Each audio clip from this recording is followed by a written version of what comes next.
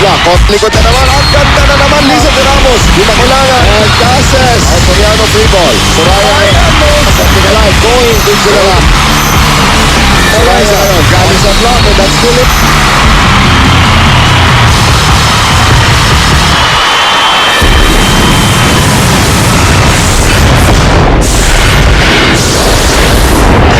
Magandang araw po sa inyo lahat at bago po natin na ituloy ang ating coverage ng semifinal round itong Shakey's V-League right here on GMA News TV, panoorin po natin ito.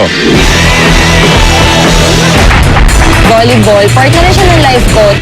Simula nung bata ako, na-balance ko na siya, studies and then volleyball. Jem Ferrer, tinignan na naman si Ruby De Leon. And then ngayon naman, work and volleyball. Ang pagiging setter ang naging papel ni Jem sa mundo ng volleyball. Siya ang nagdidikta ng atake ng koponan. Iba talaga kasi yung role ng setter eh. Kahit na sabihin mong sila yung mas matanda sa'yo, kailangan pa rin ng setter na siya yung mag-lead talaga ng team. Dati siyang team captain ng Ateneo Lady Eagles kung saan dinala niya sa 2 kampyonato ng V-League ang koponan. Free ball all of a sudden. Oh goodness! Kakaiba ang kamandag ni Jem sa loob ng court, kaya naman hindi nakapagtataka ang mga parangal na kanyang natanggap. 3-time UAAP Best Setter, V-League Season 8 Open Conference Best Setter at First Conference Finals MVP noong 2011. At Best Setter noong V-League Season 9 First Conference noong 2012. Pero para kay Jem, ang mga ito ay parte na ng nakaraan. Dahil ngayon, ang buhay niya ay umiikot sa mga hamong dala ng Season 10 Open Conference. Isipin ko na gagawin ko to para manalo yung buong team, hindi dahil para sumikat ako or kung ano man. The latest match heats up, together with Rexona Antiperspirant Deodorant. So ito na po tayo, San Juan Arena na naman po tayo dito sa ating semifinal game number 1 matchup between ito Smart Maynila at kontra dito po sa Filipina Army. Noel Zarate, kasama pa rin po si Michelle Gumabaw. Nakita natin kanina si Mayet Carolino is in a libero uniform. So ito ngayon ang magiging stretch para dito sa koponan ng Philippine Army. How do you patrol the floor ngayon with the new libero, Mayet Carolino? Siyempre, ngayon pa sila mag-a-adjust kung kailan semifinals Yun na nga eh. Pero hopefully naman, since lahat naman ng players yan, veterano, at kahit sino pwede mag-man dun sa likod. Eliza Valdez trying to get the scoring going dito para sa koponan ng Smart Maynila. Carolino not successful. Cassini is successful. So si Pinok Cassini nakakuha ng unang puntos para dito sa koponan ng Smart Maynila, the 6-footer from Thailand. Na magaling na mag-English ngayon. Kasi sa Australia na naglalaro. Siyempre, siya na tumatayo atang coach dito sa Smart pagdating sa loob. She can do that as Carolino will miss. So 2-0 para sa Smart Maynila. Tandaan po natin, this is game 1 of the best of 3 series between these two teams. If it's Fun Family Pizza, it's gotta be Shakey's. Eliza Valdez, sharp serve, nahulog, tumama sa net, 3-0 Smart Maynila. Good start naman. Pinag-uusapan natin ganyan nung nag-meet yung dalawang koponan na ito. Nako. Talagang 5 mahaba-haba sets. tayo dito. 5 sets pareho yun. And I wouldn't be surprised if this takes the same route. Valdez, Nunag cannot field it. 2 aces for Eliza Valdez. Nag-alangan si Nunag doon. It was going out.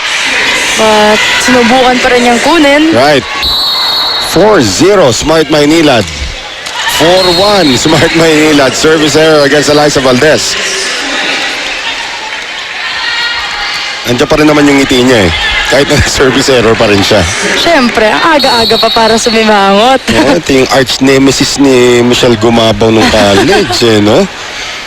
Hindi ba sumakit ulo mo kakabantay dyan? Magaling, magaling. Oh. Here is Suzanne Roses.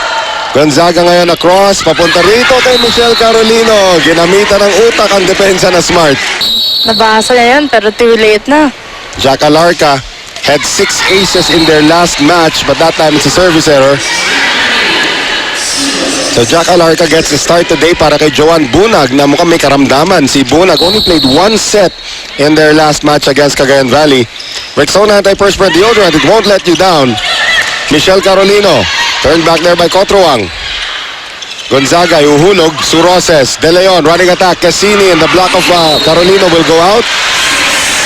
And speaking of former MVPs, here's another one of them. Axel is the official outfitter of the Shakey's V-League, Suzanne Roses. Pinag-usapan natin siya at the top of the cover. She has to contain this lady, Jovelyn Gonzaga. Cotruang turned back there by Gonzaga and still kept alive off the hands of Balse. Gonzaga on offense.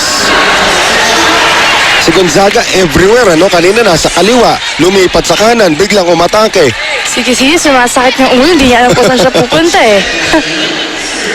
Multi-position talaga ito si Jovelyn Gonzaga, pero since kaliwete siya, ginagawa siyang utility spiker and she's one of the best in the country right now. Michelle Carolino, going. De Leon too near the net. Talo naman si Dakis, pero crossing naman si Cassini. Tatalo ka talaga kung kasing nipis mo si Rachel Andakis, kalaban mo ganyan kalaki, no? Wala na nga sa height, sa build pa ng katawan. Right. Talo na.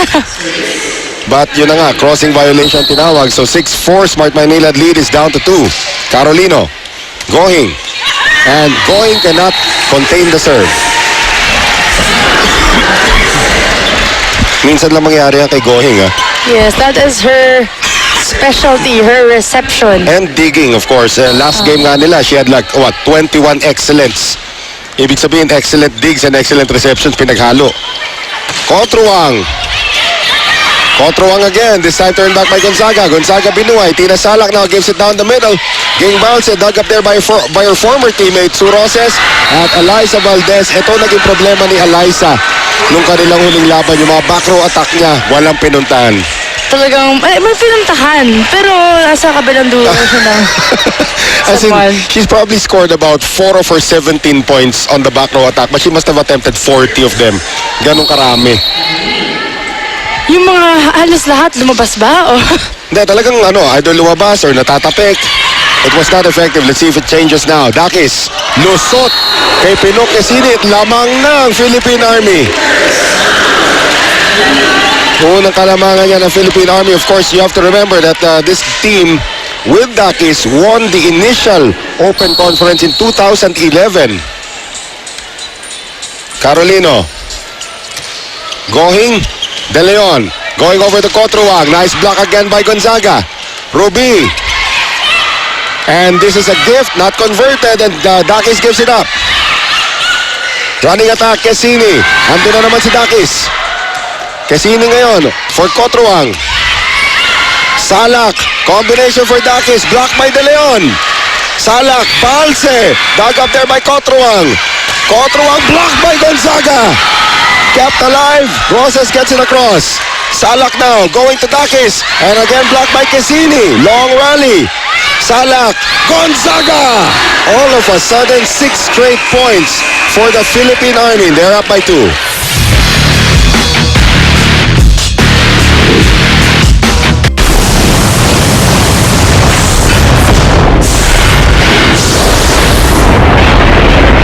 Let's introduce the third member of our panel, Bianca Saldua. Maraming salamat, Noel. Nabanggit mo kanina na parehong team ay galing sa talo. Unfortunately, parehong team rin ang may casualty sa Smart. May acid ang tiyan ni Litawat, if I said it correctly, Cassini. Ganun pa man, hindi papayag si Coach Roger na mawala siya, lalo na semifinals na ngayon. At sa Army, mas matindi pa, nawala si Patricia Torres dahil sa kanyang injury sa tuhod. Malaking concern ito syempre para sa Army, pero mas importante kay Coach Rico na mag-focus ang team sa receive at lalong-lalo na sa floor defense dahil napansin niya na palaging maganda ang floor D sa first at second set, pero pagdating naman sa third at fourth set, nawawala na. So tignan natin kung uulitin ito ngayon. Balik sa inyo, Noel and Michelle. Salamat, Bianca. Palitan ng bomba naman na nangyayari dito. Well, ito pong kupunan na Smart Maynilad had a 6-2 lead earlier. Well, 7 or maybe 5 straight points para sa Army, and Dakis hits into the net. So 9-8. 7 ba? Tama. 7 straight points ang naitalado ng Philippine Army to lead. And they still have the lead. Cassini. Oh, Nunag nahirapan doon. Nunag tinawid. Nagulat din si Cassini na bumalik sa kanya ang bola. Cotruang off the block. Not anybody can get to that one. Tied at 9 right now. Cotruang getting her first point.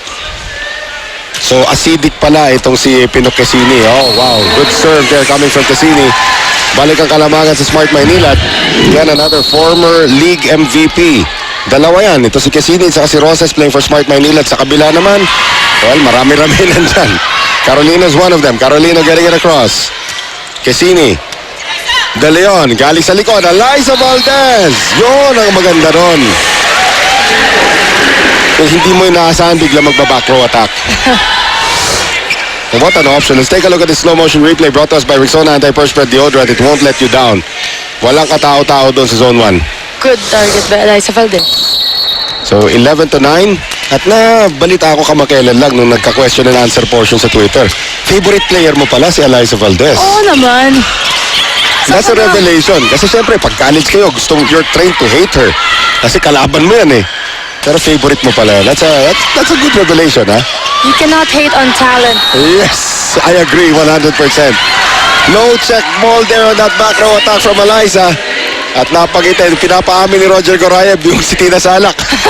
Kalaban mo yan, coach. Hindi haamin. Ano daw yan? Pamatay daw ang pamilya niya, check ball daw. Hindi tinawag eh. Mikasa's the official ball of the Shakey's really good reception there by Goheng. Here's Kotroa ngayon. Lusot kay Dakis. Kotroa, mapa-open, mapa-utility. And of course, we call her the Ninja. The Ninja. When she played here in 2008, binansagan ko na siyang the Ninja. Nag-stick pala. Siya pa nagkwento sa akin. Ikaw pala nagbigay sa akin ng moniker na yun. Eliza Valdez, hindi ako nagbansag sa kanya ng The Phenom. Si Boom Gonzalez yun. Pero she went down the line. Wala. Ano ba moniker mo nung naglalaro ka? Ano? Ano moniker ang binigay sa'yo? Wala. Wala. Mama, maghahanap tayo. Hindi pwede yun. Gumabaw, pwede na yun. Hindi moniker yun. Apelyido yun eh. And good serve there coming from Balse. Eliza, kept alive by Dakis. Salak ngayon. Gonzaga gets it across. Kotroang, Ruby, combination. Valdez over everybody. Dug up by Balse. Tinawid naman ni Salak. Ruby one more time. This time kay Sue Roses. And Sue Roses, dinaan na lang sa magandang pwesto. Di ba, Noel? Basta binigyan ng bola. Mataas Right. ng percentage ni Sue Roses, makapatay. Sue Roses, guest player ng bayan yan actually. Axel is the official outfitter of the Shakey's V-League. Played college ball for the University of the East. And of course, helped UST, San Sebastian win so many titles here in the Shakey's V-League. Ilan na kaya ang jersey ni Sue Roses? Ako, marami-rami na yan. Oh, Valdez will miss again. Ito na naman ang rason kung bakit naupo siya the last game in low percentage attack. Rachel Landak is 25 years old from Taytay. Here's Ruby De Leon. Charo Soriano. Inutakan ni Charo yung depensa that time ng Army. Allow Charo to serve. Specialty service. That's right.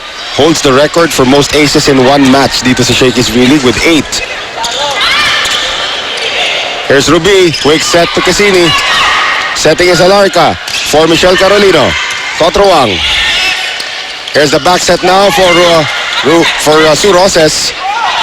Carolino. Blocked there by De Leon. Kept alive by Nunag. Gonzaga into the net.